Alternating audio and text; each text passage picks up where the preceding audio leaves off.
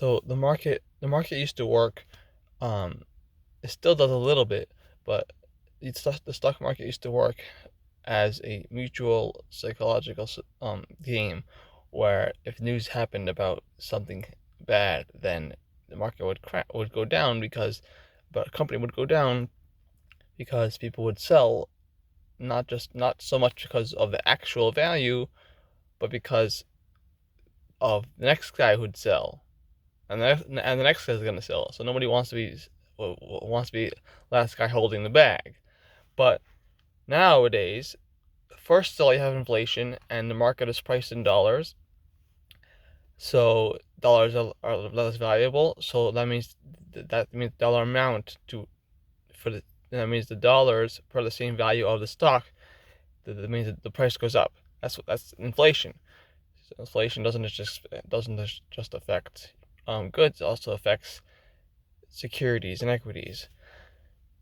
Um, Second reason is because, as the article says, passive investors. That means two types of investors. What you normally think of as passive investors is people who dump their money into their IRA or Vanguard or Fidelity and forget about it. They put it into the S&P 500 or even a money market fund, or any type of fund where ETF or anything where you don't have to think about it.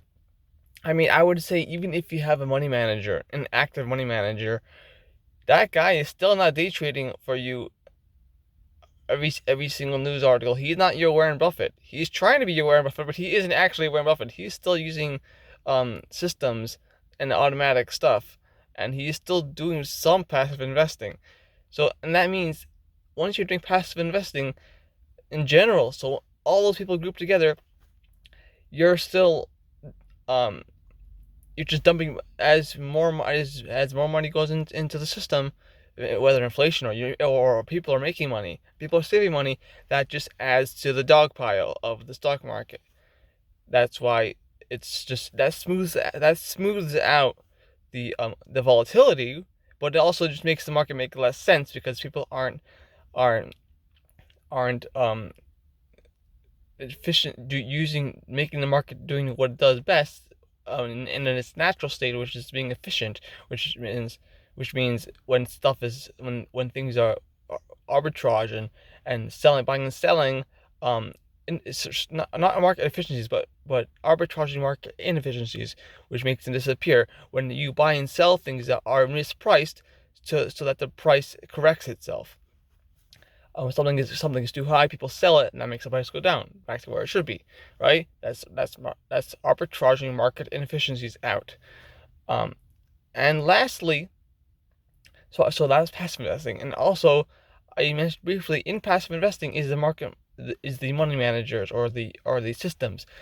This is the last thing that's not so well known, is that a lot of companies, a lot of big hedge funds or whatever it is, they have computers um that invests for them, that try to arbitrage for them. But because everyone has the same computers, all the big guys, it's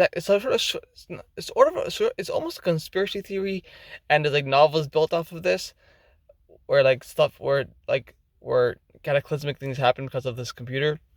But there is such a thing as big hedge funds and big money that write programs, but they all work the same way basically.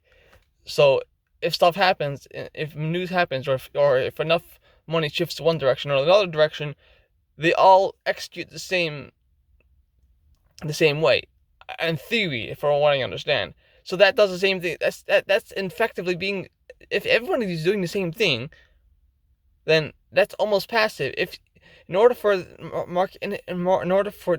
the market to work, to cut out its own inefficiencies, you have to have diverse opinions and diverse thought about particularities, about specifics.